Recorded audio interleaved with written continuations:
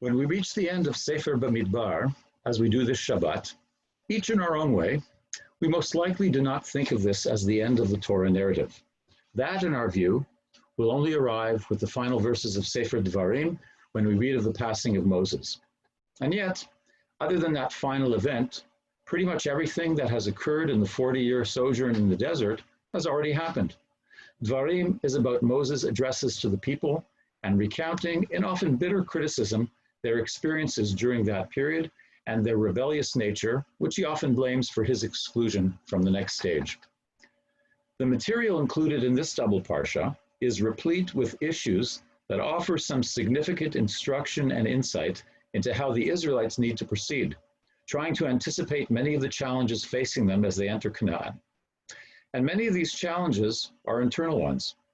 How seriously do we need to take people's word when an oath or promise is made? Differences between men and women notwithstanding. How to cope with the cultural practice of blood vengeance.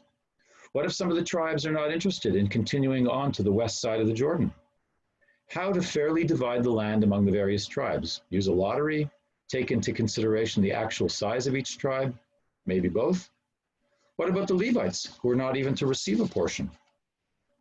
But what I found most fascinating and curious, not only by its essence, but equally by its location as the final law in the book, was the update on the ruling of inheritance regarding the 5 daughters of Tzlofchad, Machla, Tirzah, Chogla, Milcah, and Noah. The fact that the order in which the daughters are mentioned here differs from that in Parshat Pinchas, I leave to your curiosity and further exploration. So why would the editor of the Torah choose to finish with this matter? Let's consider the nature of the desert experience. We often view it as the necessary stage in the process of converting a rabble of former slaves into a nation with a sense of identity, community, and mission. They were not prepared immediately post-Exodus to assume their place in Canaan. To achieve that in the span of a mere generation is somewhat presumptuous.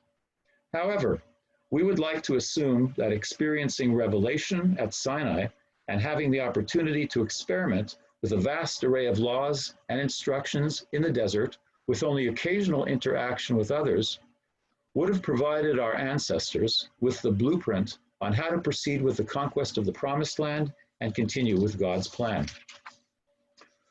So what does that 5-member sorority have to do with any of this? Well, we often tend to see our own personal development as a staged process, culminating at some point in adulthood with a set of values and an understanding of how the world works. Then we act and behave on that basis. We prefer to have that stable, consistent approach, even somewhat dogmatic, rather than constantly explore whether assumptions we have made, habits we have learned, and modes of thinking which have become routine for us are still relevant and correct. When Moses makes his ruling at the end of Masei, it seems to me that he and our tradition are saying, it's okay to change your mind. The earlier ruling on allowing daughters, when there are no sons, to inherit from their father placed no limitations on their freedom to choose a partner. Yet now, after receiving new information and perspective and the objections from male leaders of the clan, he reconsiders his earlier decision without God's intervention and significantly qualifies the freedom of those women to choose their potential new families.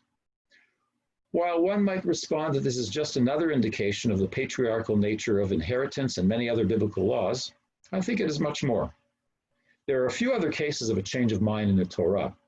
Interestingly, it is God's change of mind, due to Moses' pleas, that allowed the Israelites continued existence after the incident of the golden calf. That change of mind is something, it seems, we are not willing to do as often as we might. This got me thinking about how I, and all of us, consider our positions on any range of issues, from the most banal to the most socially loaded. We look to leaders, political, judicial, religious, and we often expect a consistency from them. Anything else might appear weak and wishy-washy, and that is not what most of us want in a leader. But is it really just that? Or does the fear about changing one's mind and its public perception stem from the wish to avoid admitting that we were wrong in our initial decision or position for whatever reason? Yesterday, I listened to an interview on CBC, taped a few months ago, hosted by Anna Maria Tremonti with guest Malcolm Gladwell, where he addresses this issue and says that, in his experience, most people are open to new interpretations, surprisingly so. It is the others whose minds seem so made up who need to be asked, what made you like that? If human beings were so dogmatic, he claims, we would never have made it this far.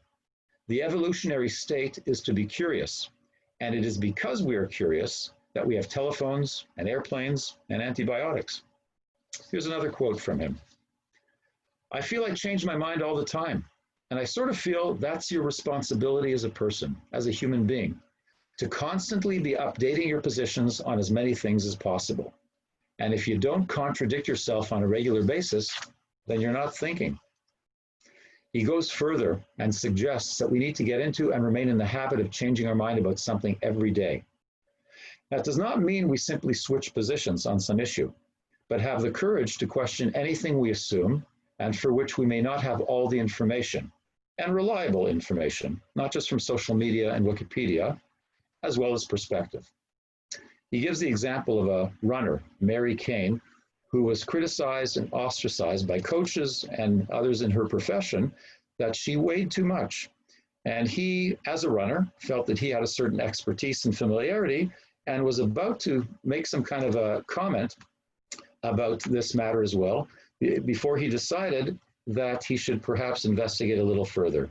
And upon investigation, he found that his assumptions had been based on his running as a man. Women have different needs. And this runner, Mary Kane, had even broken a number of bones when training under a very famous coach earlier on because she probably had been undernourished. He was delighted to discover that his willingness to explore and find other than his initial assumptions was something that was very rewarding and needs to be done more often. I had a similar experience, not quite in my family recently. My daughter, who loves karate, has been attending karate sessions virtually online for the last 3.5 months. They finally opened up this week, and we said, after examining their various safety procedures and protocols, that that would be fine. We'd give it a shot.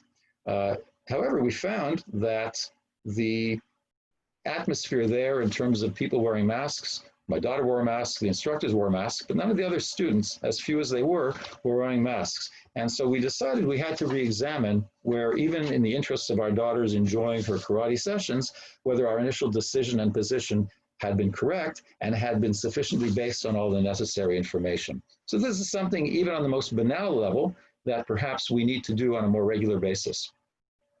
Our tradition, prophetic and rabbinical, has usually been one of constant questioning, allowing and even encouraging opposing opinions, and not just on matters Talmudic minutiae and pilpul. If some Jewish schools of thought and communities have chosen to neglect that tradition, that need not be our approach. And I feel confident in saying that we have not shied away from such examination in our own Beth David community. That process of constant exploration really shouldn't require so much courage. It needs to be our template for life. We need to admit and accept our curious nature and not avoid it because of the threat of being exposed, feeling awkward, or having too much demanded of us. Granted, changing one's mind about whether or not to attend a karate class in person may be an immediate safety issue, but it does not require the penetrating investigation of some of our most embedded ideas and thoughts on significant matters such as inclusion, equality, and sustainability.